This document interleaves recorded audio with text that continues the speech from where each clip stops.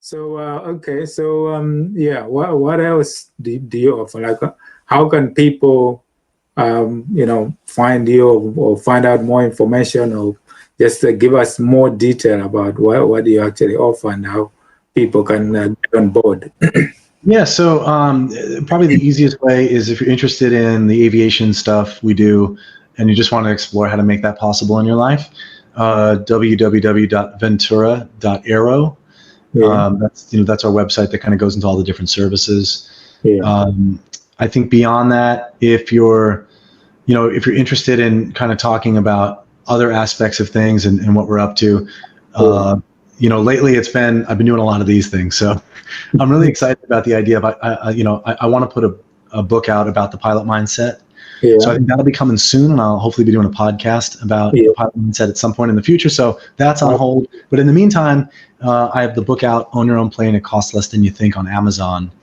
And if you wow. want to check that out, that kind of gets into a little bit of the personal story, but also how to get into that world. If you don't want to work with me, it kind of explains how to do it and just that whole lifestyle. Now, some people actually find that they enter aviation and they want to know all about the rules and the regulations and everything. They fall in love with the concept of being a pilot and controlling all that stuff. So that's something that we no longer do flight training just because we wanted to get really focused on making private ownership possible for people with jets. Yeah. Go find a local flight school if it's something you've ever dreamed of doing. My number one recommendation, if you've ever thought about flying an airplane, go find a local school and take a flight. Ask them for a discovery flight. Do it. It'll potentially change your life, and either way, you're going to be like, it's awesome that I did this. So, yeah, and then beyond that, just find me on Instagram or social and send a message. I like to be Yeah. in touch. Yeah, presumably people getting into, to buy and own the aircraft, they don't necessarily have to be pilots themselves. Is that right? They No, don't have- most won't ever become a pilot because there's a lot of work that comes with that. So it's more of, you can buy the plane, we can get you the pilots. We can yeah, absolutely give you the access to that. So that's really been our suggestion, is it's absolutely possible to find a way to bring aviation into your life that creates meaning. And it's so overwhelming because most people give you a paintbrush. yeah, We can help you I'll actually give you the painting. yeah. Wow, that's brilliant. Just give us a bit more on the pilot mindset. A bit more of that, because that's quite a key part of your mindset and what you're actually offering in terms of how people should view anything around growth and facing fears and moving forward and basically personally developing themselves. So you can give us a bit more on that. Yeah. Yeah, so absolutely. The pilot mindset, I was trying to figure out what the formula is, right? Like, I mean, I'm being a guy that flies airplanes, everything is checklists and process and instrumentation and all that stuff. So I said, all right, how do I make, again, in airplanes, there's no guessing. It's not gut feel. You follow the instruments. There's a little bit of artistry in it, but for the most part, you can be very effective at just following the tools. So what it really became clear to me is I've never had a day where I took off an airplane. I got the airplane off the ground and didn't know where I was going. Mm-hmm. So step number one, always have your destination in mind. It is crazy to me how many times I've done it myself where I just didn't know what I wanted out of life. And again, to this day, I don't know what I want to do, but I know how I want to do it. My destination is the how, right? It's like, yeah, it's okay that I don't know what I'm going to be when I'm 50, and I don't know what I'm going to be when I'm 60, but I know how I'm going to do it. That is clear. And I'm always on that path towards more of mastery of living that way in the world, right? So number one, have your destination. Number two, I would never fly an airplane without understanding its capability and my own capability. So if someone put a jet and a little prop plane next to each other, and I'm not a jet guy, I'm not going to get in the jet, because the jet is way, way, way more powerful than anything I could deal with. I don't understand its capability. I don't know what's possible. So I think this comes to self-awareness. So you know where you want to go. Then you got to say, okay, what am I actually capable of? What are my limitations?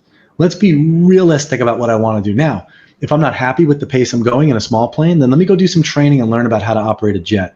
If you're not happy with the way you look, if you're saying I'm overweight, go figure out a way to be more healthy, go to the gym, focus on nutrition. If you're not happy with your career, find someone who can guide you there. But it's like, whatever that is, don't kid yourself and go out in the world and say, I'm going to be the number one musician in the world. Do you practice every day? No, you're never going to be the number one musician in the world. So it's like, let's get really clear on who you are and where you are. So now we know where we want to go. We know what we're capable of and the ability we have to get there. Next, let's go draft that flight plan. So what's unique about aviation and planning is, I think you've probably seen this before. Most people say the path to success they imagine is like let me see, I'm in a mirror, so I guess it's like a straight line, right? Most people think it's like success looks like this, and we all know success looks like that, right? It's like this messy thing that goes all over the place. Sometimes you go sideways, sometimes you go backwards. Well, what's unique about, again, flight planning is that when you pull out the chart, you go, oh, there's weather here and I need to go around, and there's terrain I need to go around, and there's some temperature issues I need to avoid here. What we're actually doing is saying, let's look at all the risk factors. You said risk mitigation before. Let's look at all the risks. Let's look at all the things that could potentially ruin my ability to get there. Yeah. And then we plan around it. So my flight plan is not a straight line. It is literally this. It's moving around the issues, right? And that's something we so rarely do in life, is say, I know what I want now, and I know what I'm capable of, but how am I going to screw this up? Let's imagine the things that are going to mess it up for me, and then let's plan around it. Let's get really in touch with a solid plan based in reality. Excellent. So now I've got those 3 elements done. Time to go. Let's get moving. The fourth piece of this for me is you really have to monitor those instruments. Yeah. You absolutely have to monitor those instruments. And sorry, I skipped one thing that's really important, is first you have to get going, right? Like I said, you got to get going, you got to get on the move. Most people are going in too many different directions to get off the ground. Yeah. An airplane, for at least the beginning of its flight, needs to accelerate with focus in one particular direction to gain speed. Yeah. Once you're moving, once you've actually got the air going over the wings, now you can maneuver. Now you can turn, and you can go up, and you can go down, and you can go around. So it's like really hyper focus on that. Get that thing of like, I got to get this whole thing moving forward. So it's commit to getting moving in one direction. Don't do too many things at the same time. Yeah. And like I said, then once you're in the air, it's going to be monitor those instruments. So, hey, I see that my critical instruments are going to be, for someone, might be cash, might be quality of my relationships, might be I know by next year I want to be 20 pounds down. Well, if in 6 months I'm not 10 pounds down, I'm probably never going to get there. So my critical instrument for me is my altimeter or my airspeed.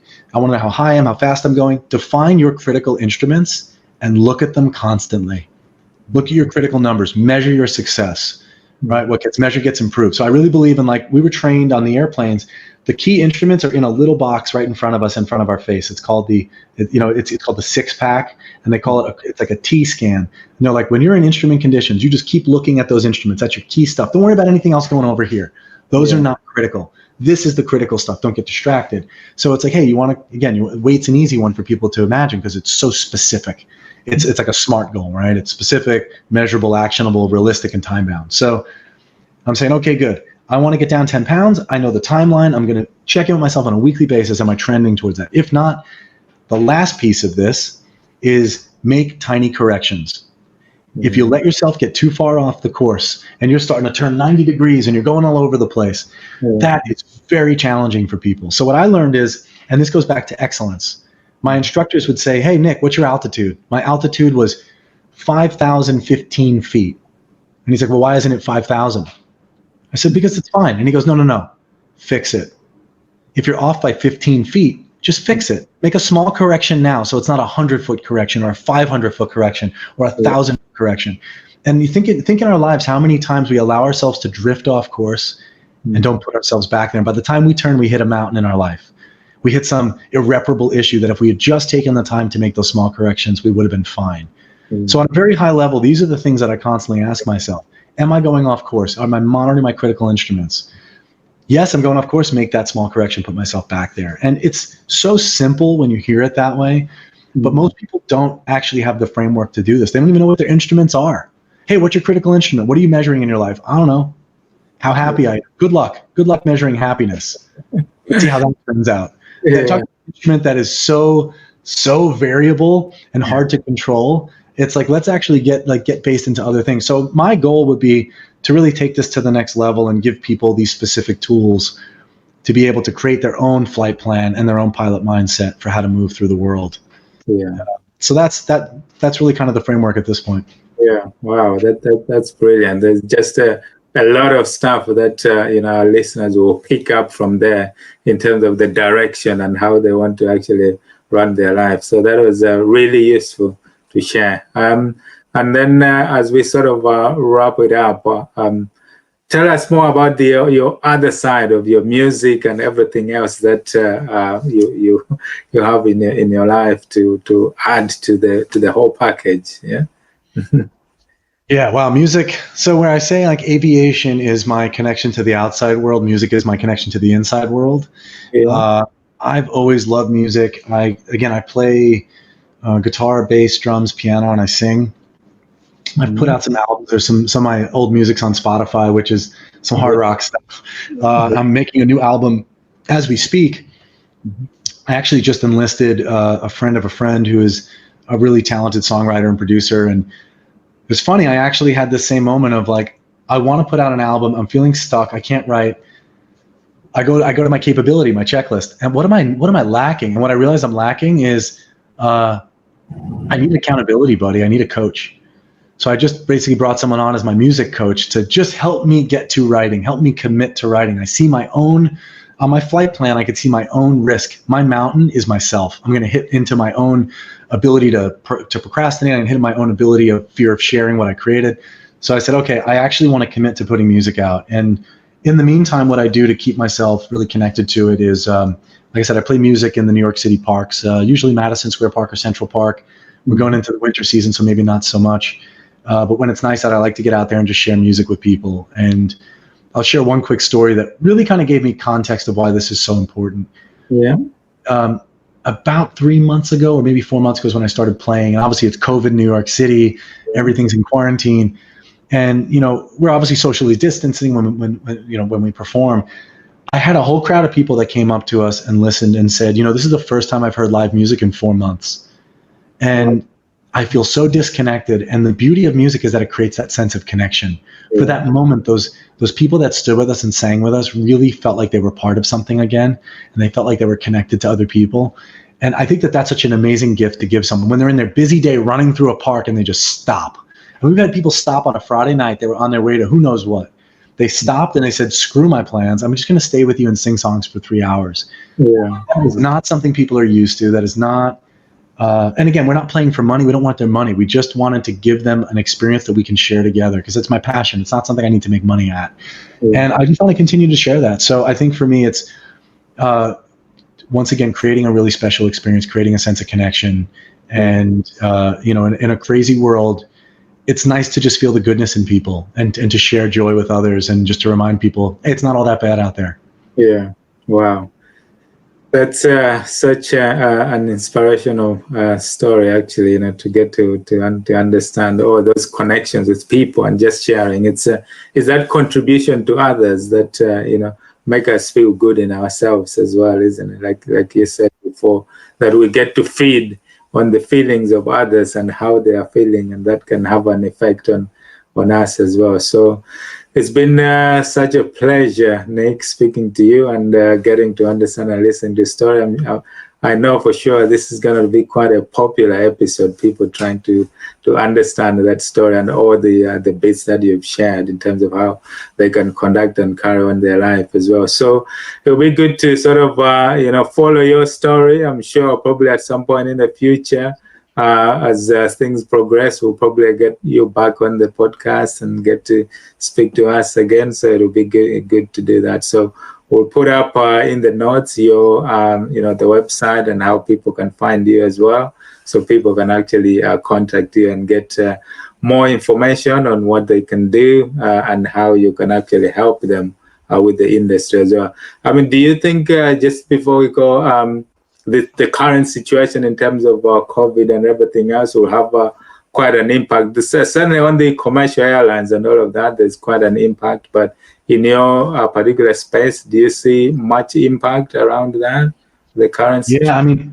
I believe our industry is going to blossom from it, because people have lost, again, we used to sell, I think about our value proposition, we used to sell luxury, right? People wanted luxury flights. They had alternatives. Mm-hmm. Now we sell safety. Yeah. People want to buy, controlled cabin. They're with people that they know. They can social distance in their own private jet. Yeah. People have family members that are, having health issues, and they don't want them moving on an airline and potentially getting sick and infecting them. So right now we are allowing people to have in-person connections that they wouldn't have been able to have otherwise. And I think the whole industry is finding that is something that's going to be for a long time. The fear of COVID is not going away. The fear of, I mean, imagine sitting on a commercial airliner and the person next to you coughs. You're not going to feel good. No matter what, there's always going to be that like, oh, I'm a little scared. What if this is that moment that I catch it and I end up being the reason that someone I love dies? Yeah. What if I wasn't responsible, right? And I think that's not going away, and we give people a way to not have to deal with that. So I think that this industry is going to blossom. We've seen a lot of really positive movement in our industry right now. And again, it's not back to where it used to be, but more people have entered the charter industry as first-time users than we've probably ever seen in a long time. Yeah. And I think that's positive for us. It's unfortunate for the airlines. But again, we're just happy to be here to support people at a time when, you know, travel is still necessary for a lot of people. Absolutely. And we want to make sure we can offer it in a safe way and help people find a way to still be parts of their families and still conduct business. Yeah. And we're proud to be able to do that. So yeah, we're in, just to give you some context, we are growing 4 times faster this year than we've ever grown before. Wow. 4 times faster. I mean, we are up the curve. And you know, the main reason I could say that that's possible is that, am I afraid? Yes. But once again, can I move through the fear? Yes. And I believe that the world needs what we're doing and it's going to need it for a while. If there was ever a time to step up and build what we've always dreamed of building, now's the time to do it. When everyone else is afraid and hiding under their desks and not sure what to do with their life and feeling lost, this is an opportunity I have a clear vision for what I want to build. And I said, okay, well, now's the time to have confidence in myself and courage in my vision, because people are willing to have conversations that they weren't willing to have before. People are humbled and they're afraid, and we can confidently step into the light and say, okay, well, follow us. We'll take you there. Yeah, absolutely. And in terms of coverage, it's a global coverage, I take it, for helping people. Right now, we're mostly in the Western Hemisphere, but next year we're going to be launching worldwide. So, like I said, we are very, very quickly moving in a direction of scale and providing this for more people. Because again, I think what we offer is very unique. There's no one that offers what we do. We have significantly more cost-effective options than most of our competition, especially when you look at like the NetJets options and the flight options and the big guys. Our offerings are going to be significantly more manageable for people that aren't necessarily billionaires. So from that perspective, I really believe in what we're doing, and it's, like I said, it's only getting better by the day for us. Yeah, brilliant. That's great, Nick. Any last word? Anything else that you would like to share that we haven't covered as yet for our listeners? No, I think this was again, I really appreciate you creating a space for this, and conversation is something that I just find a lot of value in meaningful discussion, and you've done a really great job of creating a container for that and guiding the conversation. So it's really been great. I mean, just a mindset thing for people to begin to understand about, facing their fears, going out there, getting the information, making a contribution to others, and making themselves feel better, and others as well.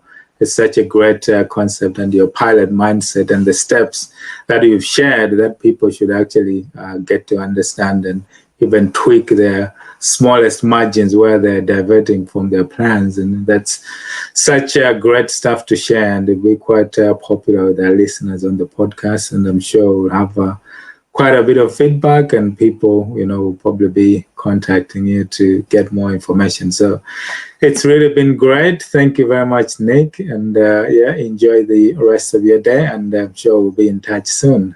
Yeah. Pleasure. Thanks again. All right. Thanks, Nick. Cheers. Bye. Bye. Yeah. Bye.